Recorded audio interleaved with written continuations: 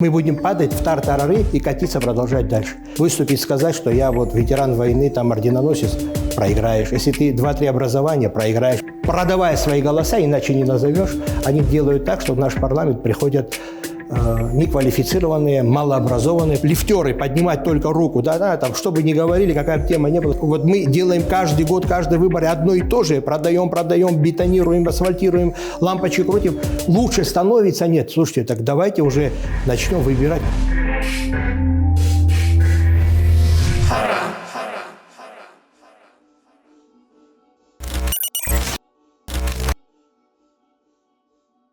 Всем привет! Сегодня у нас в гостях кандидат от 4-го избирательного округа Шамиль Умарович Адзинба. Шамиль Умарович, здравствуйте. Добрый вечер. Мы рады вас приветствовать у нас в Хара, кандидат.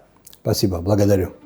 Адзинба Шамиль Омарович родился 21 мая 1970 года в городе Батуми, где в 1987 году окончил русскую среднюю школу номер 25. С 1987 по 1988 годы работал рабочим в Батумском химико-фармацевтическом заводе. С 1988 по 1990 годы проходил службу в рядах вооруженных сил СССР. В феврале 1992 года вместе с семьей переехал на историческую родину Абхазию. В 1997 году окончил Абхазский государственный университет, историко-юридический факультет по специальности правоведения. Принимал участие в Отечественной войне народа Абхазии в составе бронетанковых подразделений. Был трижды ранен, удостоен звания Героя Абхазии. С 1994 года президент футбольного клуба «Баск». С 1996 по 2005 годы занимался бизнесом и развитием футбольного клуба «Баск». С апреля 2005 года работал первым заместителем председателя Государственного комитета по делам молодежи и спорту. В сентябре 2005 года был избран председателем Совета по молодежной политике при президенте Республики Абхазия. На выборах президента республики 26 августа 2011 года кандидат в вице-президенты. С октября 2014 года первый вице-премьер Республики Абхазия. В сентябре 2016 года ушел в отставку по собственному желанию. В 2019 году окончил с красным дипломом магистратуру Российской академии народного хозяйства и государственной службы при президенте России. Факультет «Государственное и муниципальное управление». 3 июля 2019 года зарегистрирован инициативной группой в качестве кандидата в президенты Республики Абхазия. С 2019 по 2022 год общественно-политический деятель. Женат, отец 3 детей. Последние пару лет вы как-то, будем говорить прямо, исчезли из политической жизни Абхазии. Чем вы эти годы занимались? Расскажите нам, пожалуйста. Ну, не пару лет, а, можно сказать, 3, если считать с 2019 года. В 2019 году я, конечно же, никуда не уходил, я находился здесь. Я все видел, все слышал, что происходит у нас. И мне это было не безразлично. Но скажу так, наше политическое поле, я так напоминает мне болото, где ничего не происходит, ничего не меняется. 2 политические силы узурпировали власть и политическую борьбу, такую конкуренцию политическую, превратили, к сожалению, в драку за президентское кресло, к большому сожалению. Вот, поэтому можно, говорится, год, 2, 3 выключиться, а потом вернуться и дословно, да не видя, не слыша ничего, дословно повторить любого из политиков, любого из кандидатов.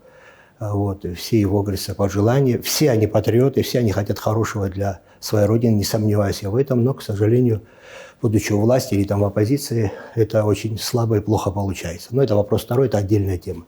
Это раз. Второе, когда я уходил с политики, было очень много. Сегодня интернет-ресурсы, они, еще так окончательно полного такого понятного статуса в СМИ, да, они не определены нашим законодательством, но, тем не менее, они формируют общественное мнение. И очень много было там вымыслов, клеветы, что якобы там это сделал, то не сделал, то съел, то продал и так далее, и тому подобное. Я решил, может, правда, я такой плохой, отойду, посмотрю. Ну, эти 3 года, скажу так, со стороны посмотрев, денег в стране больше не стало, зарплат больше не стало, пенсии не увеличились, света больше нет, воды и так далее и тому подобное. Мы все это видим, поэтому не все так, говорится, страшно было, да, значит, я мало в чем виноват. Вот. Ну, это, конечно, шутка. Вот. И я принял решение, что я, в принципе, готовился к депутатским выборам еще в 2017 году, уступив в 3-м округе. Я тогда принял решение, что через 5 лет я буду обязательно баллотироваться. И это слово сдержу. Шамиль Умарович, с 2014 по 2016 годы вы занимали достаточно высокую должность в исполнительной власти. Вы были вице-премьером, ушли по собственному желанию. Готовы нам рассказать, в чем была причина вашего ухода? Причин было много, к большому сожалению. Все то, что мы планировали, обещали в 2014 году, все не получалось, и причины были как объективного характера, например, там то, что увеличился доллар, кризис пошел экономический и все остальное, но больше были причины субъективного характера, то есть по нашей вине, в первую очередь, по нашей вине нашей команды. Я уже чувствовал себя неуютно, понимал, что не получается, не справляемся мы с решением тех задач, которые сами перед собой поставили в 2014 году. Это раз. Второе, на тот момент мы все знали, все члены той команды, да, что президент, избранный в 2014 году, идет на один срок. И как-то я, в принципе, для себя тогда решил и понимал, что пройдет 5 лет, и я постараюсь выдвинуться кандидатом в президенты. Я в 2016 году поступил в Академию народного хозяйства Государственной службы при президенте Российской Федерации, ушел из власти, состояние ушел с обидой, я не ушел, поругавшись. Мы поговорили, даже пожали друг другу руки и разошлись. Но в дальнейшем, к сожалению, так получилось, что на выборах 2017 года, когда по плану, да, к 2019 надо было мне выиграть выборы 2017 года, стать депутатом, и в 2019 году уже я об этих планах говорил открыто нашей той команде, они все это знали. Вот. Но, к сожалению, получилось так, что тогдашняя власть, весь свой административный ресурс, весь, который был, по большому счету, человеку, который был не чужой для них на тот момент, обратили против меня. Но, к сожалению, этим самым все те какие-то, если были моральные обязательства перед ними, они все были обнулены. Вот. Я сделал для себя выводы. Вот. Я на этот счет особо не переживаю, понимаю, что все в моих руках, все зависит от меня. С 2004 года, вы сказали, это там условно борьба, просто борьба за кресло. Вы тоже принимали участие и в оппозиционной деятельности, и были в команде тогда еще оппозиционера Рауля Хаджинба. Вы к пониманию, что это просто борьба за кресло, и вы в этом принимаете участие, пришли потом уже, после того, как там отошли от политических дел, или на тот момент, если не лукавить, вы понимали, что отчасти многое из декларируемого – это популизм? Абсолютно нет. Я, конечно же, в 2014 году, выступая перед людьми, будучи доверенным лицом тогдашнего кандидата, я не лукавил, я никого не обманывал, я в это верил. Более того, у нас из того, что мы говорили, неподъемных задач не было, все это можно было решить. Я скажу честно, как на духу, я свято в это верил. Но, к большому сожалению, говорится, когда вся власть сосредоточена в руках одного человека, и когда ты, будучи даже доверенным лицом, стать первым вице-премьером, можете посмотреть полномочия первого вице-премьера и так далее. Так, по большому счету, и у премьер-министра таких серьезных полномочий нет, если президент, говорится, не захочет решить тот или иной вопрос. Вот. И, к сожалению, это понимание пришло потом. Более того, хочу вас, извините, Саид, тебя поправить, в команде Рауля Хаджиба такого понимания не было. Был координационный совет, который спасал на тот момент ситуацию от вот этой паспортизации, ползучей вот этой вот грузинизации, как мы ее так называли, именно вот этот координационный совет. Выборы президентские – это уже вторая история. Конечно, она одно из одного вытекает, но это, говорится, другая тема. Вице-премьер – это достаточно высокая должность. Сталкивались вы с тем, что к вам приходили, предлагали какие-то взятки? Как вы реагировали в этот момент? Что вы людям говорили? При том, что первый вице-премьер, да, звучит очень громко, но при этом, если разобраться в его полномочиях, да, в его реальной власти, ее почти нет, но при этом есть много возможностей, как говорится, скажу в кавычках, работать на свой карман. Бог миловал, не думал даже в этом направлении. Годы 10 месяцев я работал первым вице-премьером, у меня не было служебной машины. Было по одной причине, мы обещали людям увеличить пенсию. Это вполне реально было сделать, но когда это не получилось, я дал себе слово, пока мы не сделаем, не добьемся, чтобы абхазская пенсия до 3-4 тысяч хотя бы на первом этапе, потому что все-таки первый вице-премьер, работа была не только кабинетная, надо было ездить, конечно, транспортное средство не помешало, но у меня был друг, мой помощник, на его собственной машине, если приезжали высокие гости, у меня своя машина, достаточно, считаю, она приличная, вот, и на ней мы встречали, у меня не было машины. Просто у меня другие принципы в жизни, я не слишком уже молодой, чтобы мне их менять и делать, поэтому я выдержал это испытание однозначно, хотя, скажу, возможностей много. Если человек не чистый на руку, конечно, на этой должности он может использовать ее очень и очень в свою выгоду. Более того, случаи были. Один случай не буду раскрывать, это за глаза, это неправильно, некорректно. Вот был случай, я даже докладывал вышестоящему, говорится, командованию, но, однако, говорится, все случилось, как случилось. То есть решения принято не было. Вообще в коридорах власти, я так понимаю, есть какие-то негласные джентльменские взаимоотношения, когда вот чиновники делают вид, что не замечают какие-то вот коррупционные схемы, будучи даже в этих схемах, естественно, там не замешанными, но они знают. Вот я вот и хотел спросить, вот в таких случаях вы докладывали, там понятно, что вы не правоохранительные органы, а соответствующие структуры, если вы, конечно, с таким сталкивались? Работая первым вице-премьером, естественно, я курировал определенные блоки, направления. У нас никаких договоренностей официальных, неофициальных, кулуарных, естественно, не было и быть не могло. Это исключено. Я скажу так, скажу один признак приведу, а потом вы думаете. Я был первый вице-премьер, получал 12 950 рублей. Я всегда шутил, добавьте 50, будет 13. Да?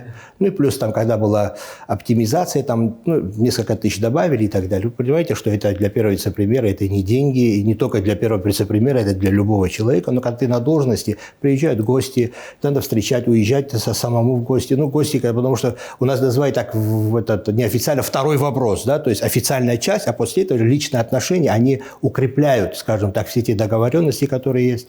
Вот. И вот эти все моменты сопряжены с расходами. А вот эта зарплата, и при этом, когда он получает, и многие это вполне справедливо укоряют чиновников, получая вот такие 12, 15, может сейчас чуть больше, 20 тысяч, 25, да, зарплату, при этом только пиджак одевать за 30-40 тысяч и жить на широкую ногу. Это ли не является прямым признаком того, что есть коррупция и надо с этим что-то делать? Шамиль Умарович, у вас достаточно богатый опыт ведения предвыборных кампаний. Это 2011 год. Вы баллотировались в команде с Сергеем Мироновичем Шамбо в качестве вице-президента. В 2017 году, вы чуть-чуть об этом упомянули выше, вы баллотировались в парламент. Был еще 2019 год. Скажите, пожалуйста, не боитесь поражения? И что это для вас вообще, как вы с этим справляетесь и как вы себе это объясняете? Ну, слово «боитесь». Да, это, я поэтому потом, абсолютно... видите, и сам исправился. Да, исправился. Да, это, конечно, тут неуместно, конечно, но я абхаз, а абхазы проигрывать не любят. Да, ну, я не раз уступал, вы знаете, в 2019 году и в 2017 году. Но с моей стороны истерик никто не видел, не слышал. И этого быть не могло. Надо просто из-за неудач делать выводы и готовиться к следующему шагу. И то же самое, что да, мы с командой над ошибками была? Конечно, работали. Потому что, проиграв в 2017 году, я же поступил, да, я в 2019 году участвовал в президентской гонке, я, как я сказал, учился в академии и читал, изучал, смотрел, слушал. Вот, то есть я, так скажу, так готовился. И когда пришло время, я, посоветовавшись с друзьями, с командой, приняли решение.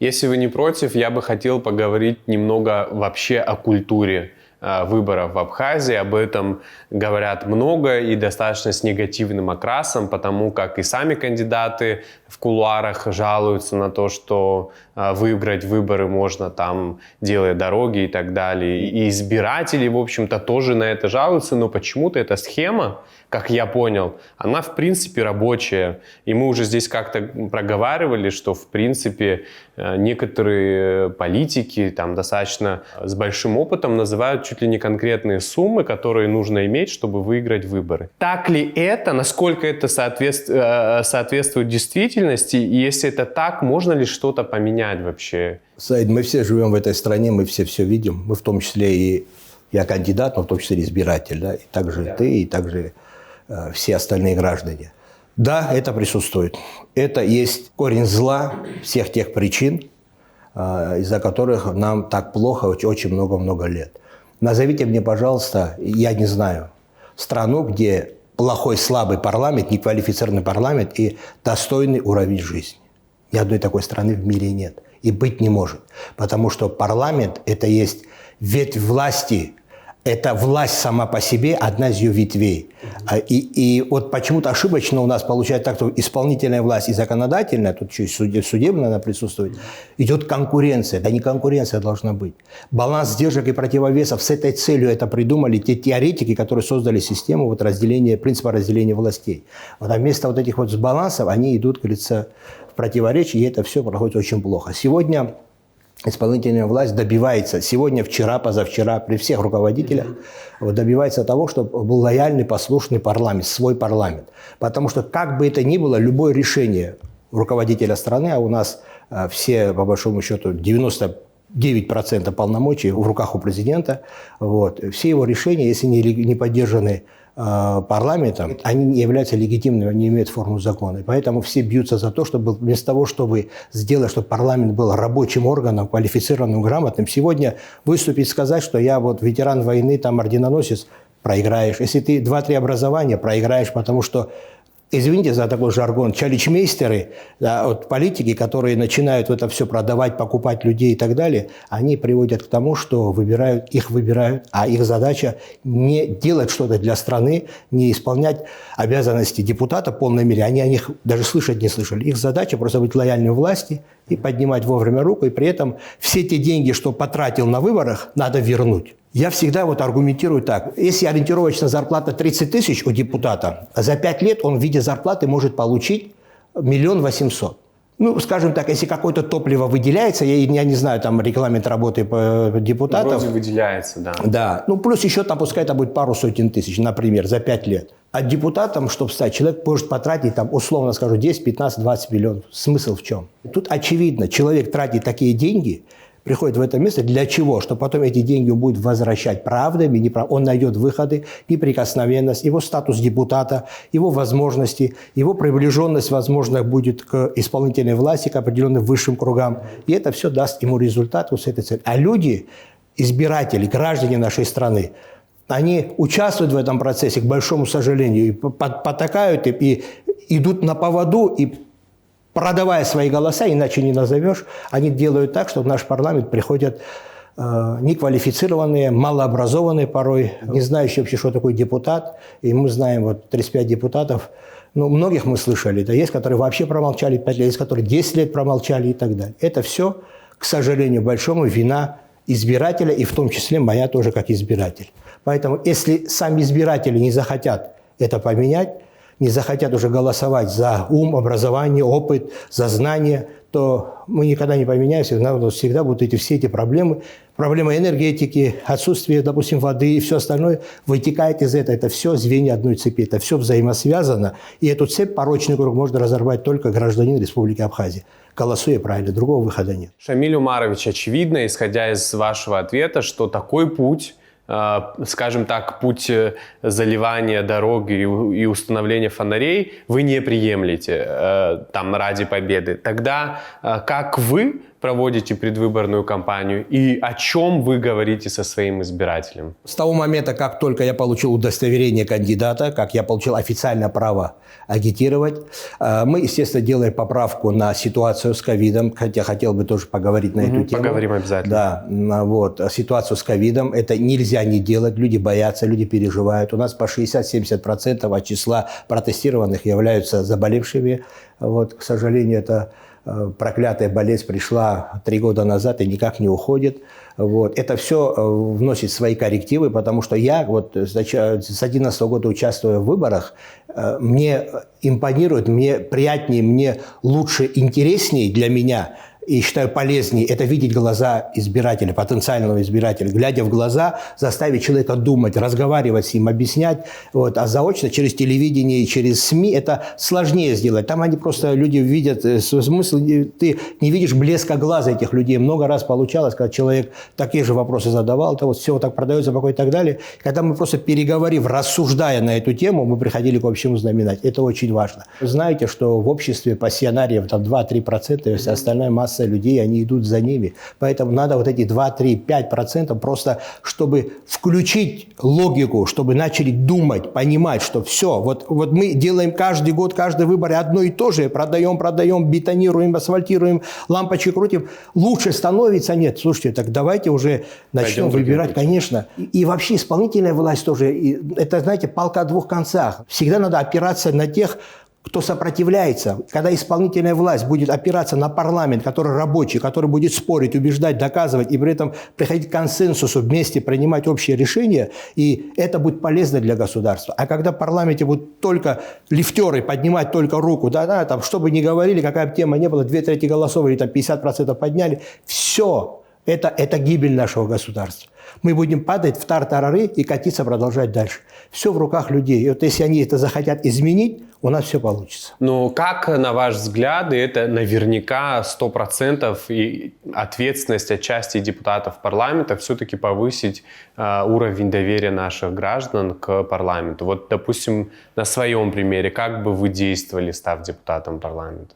Надо быть открытым. Депутат парламента, вообще парламент – это законодательный и представительный орган государственной власти. Источник власти – это народ. Но народ не может весь одновременно, все 300 тысяч нашего населения разговаривать, говорить. Они посредством вот этих выборов, местные органы власти, депутатские, президентские, выбирают уполномоченных людей, которые представляют их интересы. Все, что надо, это не забывать свой округ и понимать, что ты депутат парламента Республики Абхазия, Народного собрания всей страны. Надо быть открытым, надо с людьми общаться, надо выезжать, жить их проблемами. Если ты выбрал себе этот путь, другого пути нет. Ты должен по ему идти в эти 5 лет, как служба в армии. Да, я 2 года отслужил в Советском Союзе. То же самое, это служба государства 5 лет. 5 лет это вытерпеть можно. Понятно, что личной жизни будет меньше, там, семье меньше времени уделять. Но эти 5 лет закончатся. Главное, чтобы после этого тебе сказали о тебе добрые слова, оставили те избиратели, даже те, которые проголосовали против, жалели бы о том, что они проголосовали против тебя. Шамиль Умарович, очевидно, что обладая достаточно большим политическим опытом в Абхазии, хорошо понимая политическую кухню, вы четко понимаете, там, какая миссия может быть у 7-го созыва, и, в принципе, уже достаточно открыто стали говорить о том, что 7-й созыв может столкнуться вполне себе с судьбоносными вопросами. Мне вот интересно, с какими идеями, мыслями и задачами вы баллотируетесь в парламент, и вот какие будут ваши первые шаги в том случае, если вас изберет ваш округ? Да, так говорят. Но то же самое говорили про тот созыв, который уходит, что на нем будет определенная миссия и так далее. Миссия будет на всех созывах, потому что строительство государства – это вечный, постоянный процесс. Тысячелетия будет существовать наше государство, тысячелетия надо будет строить. На примерах развитых стран, посмотрите, до сих пор идут эти бурные процессы, а 6 января 2020 года в США, да, тому подтверждение, что это процесс, это живородный орган, он должен развиваться каждый день. Что должен делать парламент новый? Во-первых, он должен быть лучше, квалифицированнее, грамотнее предыдущего.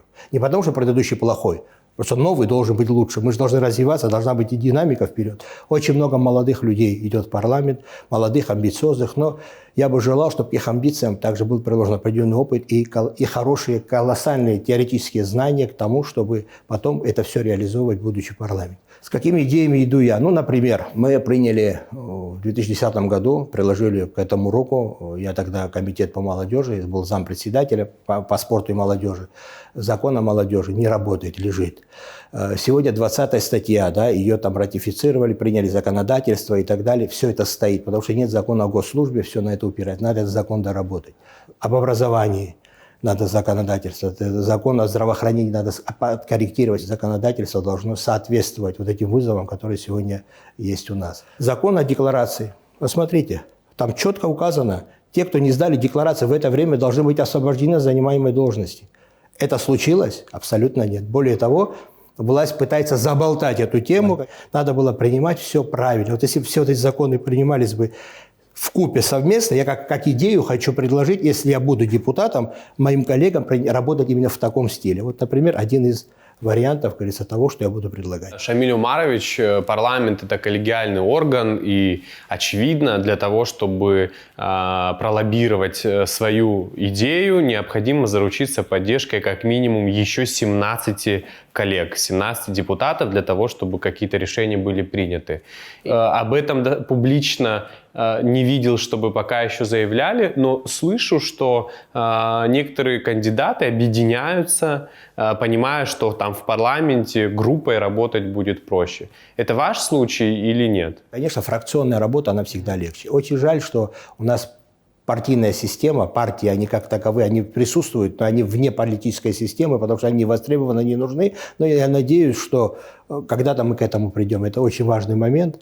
Я сторонник партийной системы. Может, не сразу ее делать партийную, да, только партийную, а может быть, ее смешать с мажоритарной и так далее. Это дело обсуждения. Но нам надо прийти, чтобы партии были востребованы. Когда партии, это будет политическая система, тогда фракционная работа, она примет очертания смысла. Это будет очень важно. Я считаю, да, это правильный ход. И если ребята об этом думают, значит, есть перспективы у парламента нового созыва. Раз уж вы заговорили о партиях, немного поговорим о роли партий, политических партий в нашей стране. Если я не ошибаюсь, у нас в стране 10 или 11 политических партий. Я более чем уверен, что мало кто в нашей стране сумеет перечислить все 10 или все 11.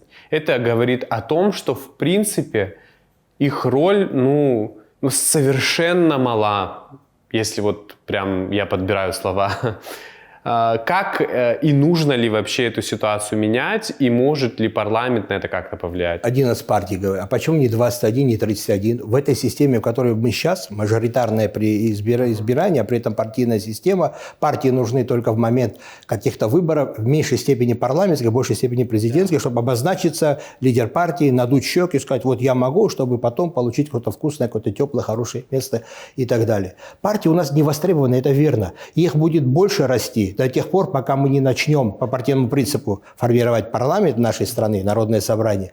Тогда те, которые перейдут этот порог, эти партии, они будут формировать, и они будут востребованы. А все остальные партии просто растворятся, они будут объединяться, вынуждены будут, говорится, консолидироваться с другими партиями. Вот как во всем мире. Сегодня в Соединенных Штатах Америки, приведу опять пример, 2 партии, да, нам из республиканцы и демократы. Так было же сколько партий? Десятки было, может, даже сотни партий было.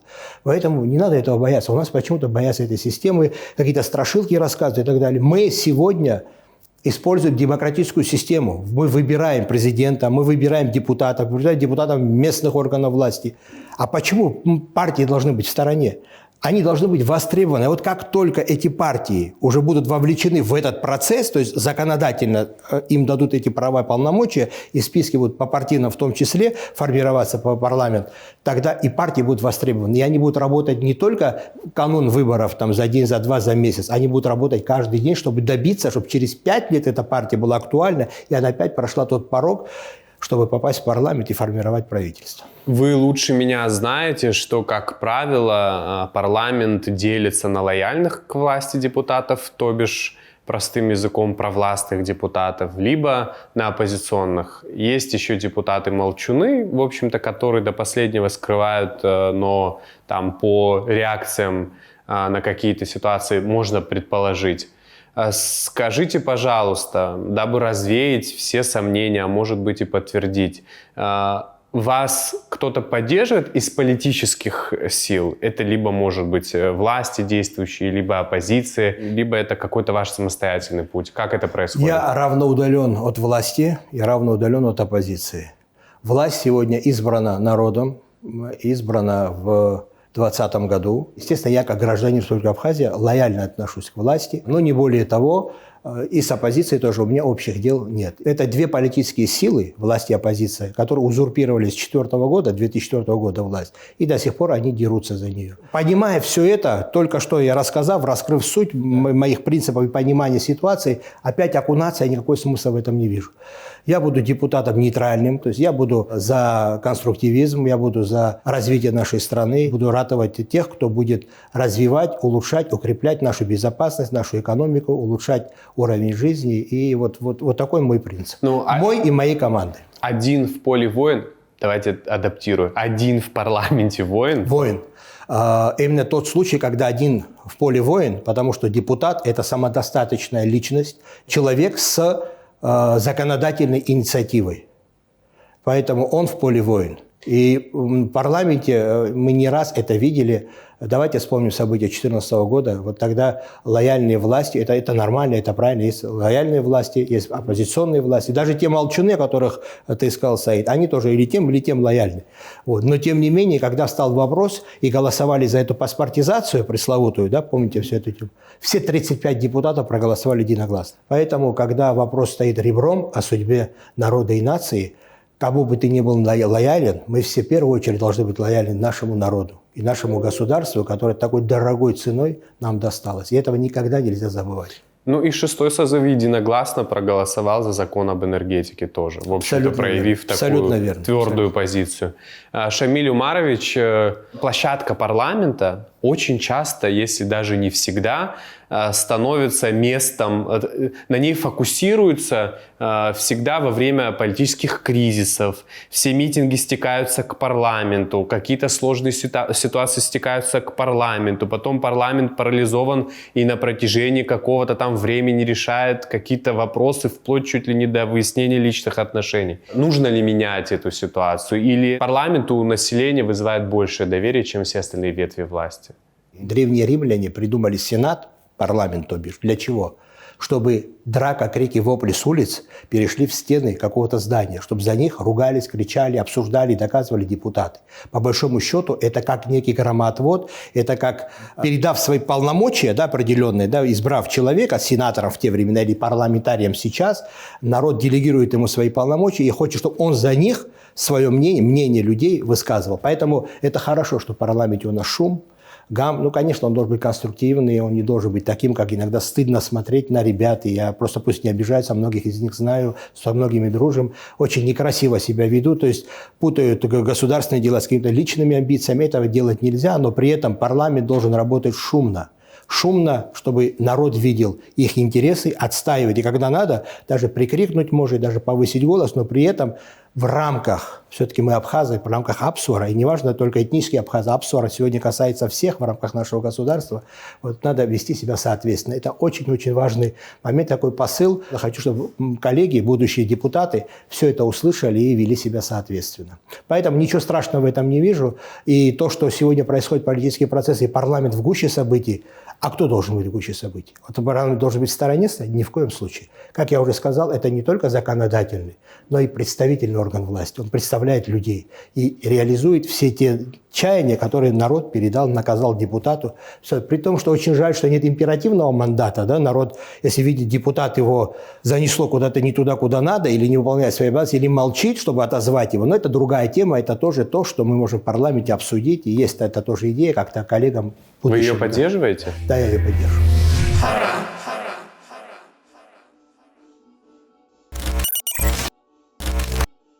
Шамиль Умарович, вы работали в комитете по делам молодежи и спорту, он тогда так назывался, я так понимаю, и я хорошо помню, что тогда, в общем-то, о молодежи активно говорили, и многие там обрели друзей, какие-то открывались разные молодежные площадки, диалоговые площадки. В общем-то, складывалось впечатление, что, в принципе, на молодежь Абхазии обратили внимание. Сейчас смело могу об этом сказать, что в принципе от мала до великов, вот, но при этом тоже вот в контексте молодежи, в принципе мы принадлежим сами себе. Как эту ситуацию переломить? У вас все-таки есть опыт, и насколько можно судить, опыт достаточно положительный. Что вы планируете в этом направлении предложить, будучи депутатом парламента? Мы в этом очень нуждаемся. Абсолютно верно. Я с ностальгией вспоминаю эти времена. Тот закон о молодежной политике, могу сказать смело, его приняла сама молодежь.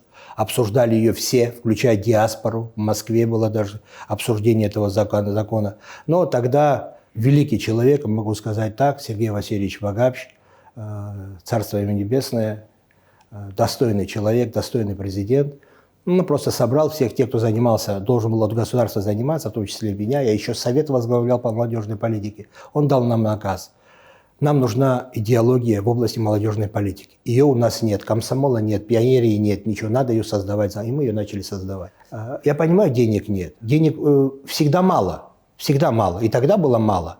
Но то, что сегодня напрочь отсутствует молодежная политика, это очень плохо. Ту стратегию, которую избрали мы, работая, это Рафаэль Шатович Ампар, он возглавлял комитет, я был его замом, именно молодежная сфера была на мне, но мы делали работу вместе, плюс еще в Совете по молодежной политике.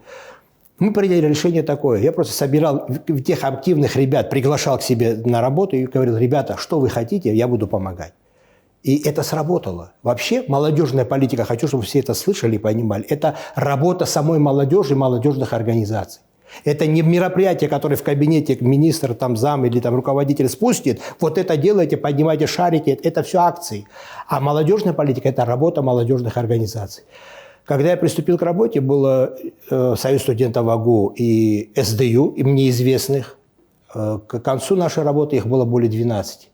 В 2007 году мне с трудом удалось, тогда на поствыборной ситуации, помните, да, после выборов, когда общество было раскалено, а молодежь – это зеркало общества, было еще хуже там. Ребята не хотели за один стол садиться друг с другом. С 2005 по 2007 год нам, нашей команде, удалось посадить их за один стол. Более того, провели мероприятие, называется «Шествие», помните, да, огромное массовое мероприятие, такое возрождение было. И это было толчком к развитию молодежной политики, более 12 организаций, и процесс продолжался. К большому сожалению, у нас смена власти кардинально радикальная. Когда она случилась в 2011 году, все это смели и сказали: вот мы вам даем мероприятие, вот это делайте. Сегодня молодежная политика – это что? Это молодежные организации при партиях.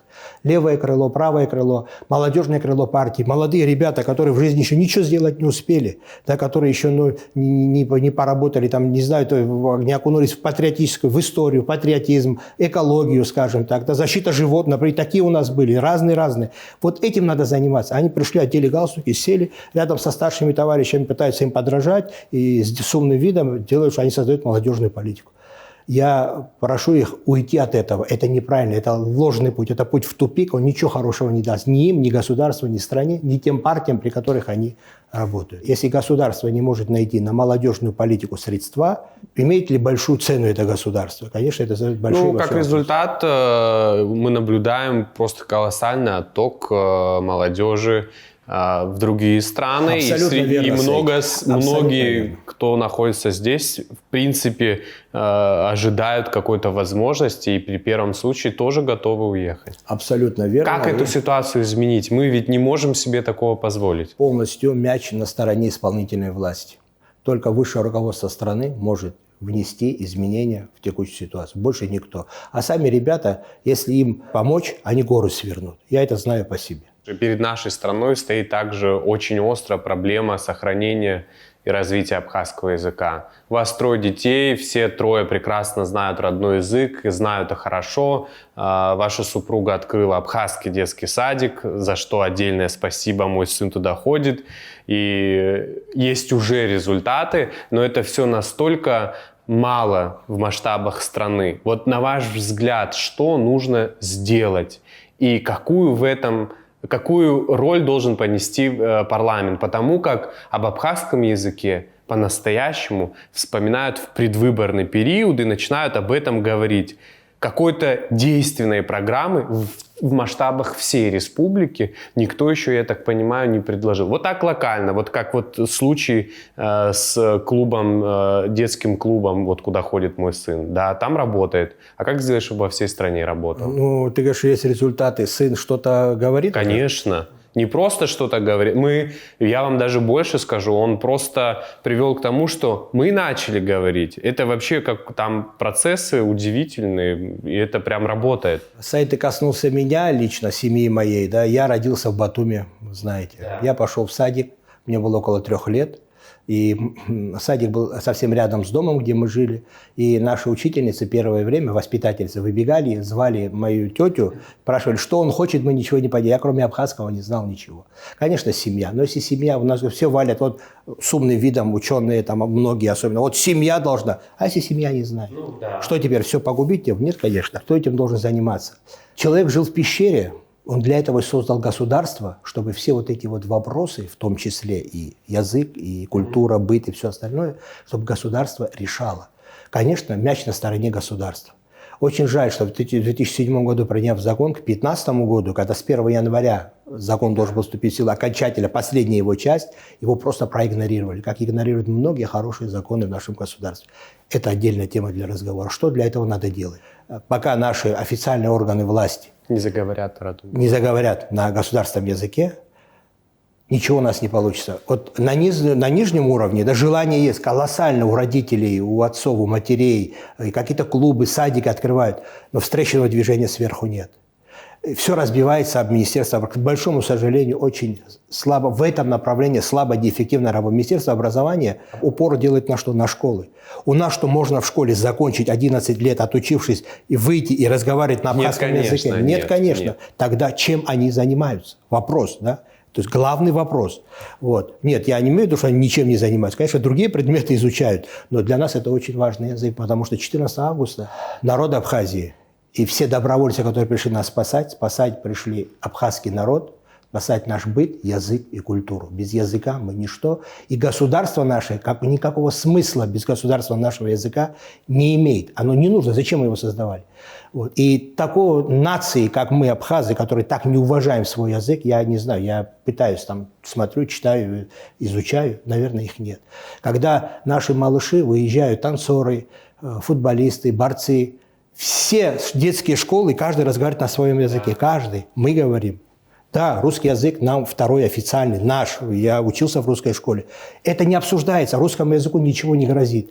Нашему грозит. Да, мы пропадаем как нация. Да. Поэтому надо отвечать государство. И самое интересное, вот я пользуюсь случаем, глава государства, я присчитаю из всех глав государств, которые у нас были, лучше всего владеет абхазским языком. Свободнее всех он разговаривает. Как он, никто из предыдущих так хорошо не разговаривал. И мне тем более поражаюсь, почему, зная так хорошо язык, почему не разговаривать. Есть ларингофоны, есть переводчики у нас, АГУ готовит квалифицированных достаточно, знающих знатоков языка, с абхазского переведут, с русского переведут. Но, к сожалению, мы это очень плохо используем. Мы считаем так, мы сперва построим государство, укрепим экономику, привлечем инвестиции, все построим, а потом начнем изучать язык. Извините, поезд уйдет, ничего не получится. Как сейчас невозможно возродить узбекский язык, так мы потеряем и не возродим наш. Поэтому нужно ли нам государство, где мы потеряем свой язык? Кому-то сказать, что в Абхазии сессии не проходят на государственном языке, нас не поймут, те, которые нас не знают. Будут долго и активно удивляться. Если, конечно, закон о языке вступит в силу, надо изменять все законодательство, да, подзаконные акты и все остальное. В том числе, конечно, депутаты, наверное, это придет к этому, чтобы они тоже должны знать государственный язык.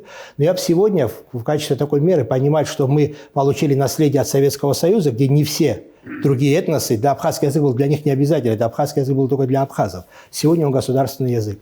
Их обязать, заставить изучить, это невозможно. Вот. Но, например, этнических абхазов выбирать по принципу обязательного знания языка. Если не знаешь, извини, пожалуйста, выучи. После войны прошло 29 лет. Вполне спасу, можно китайский выучить, не только абхазский язык. Поэтому, говорится, нужно желание, чтобы все эти вопросы решать. Если нет желания, естественно, и ставить их никто перед официальными властями, перед органами власти, перед парламентом никто не будет. Я это намерен делать. Что у меня получится, выберут, увидим.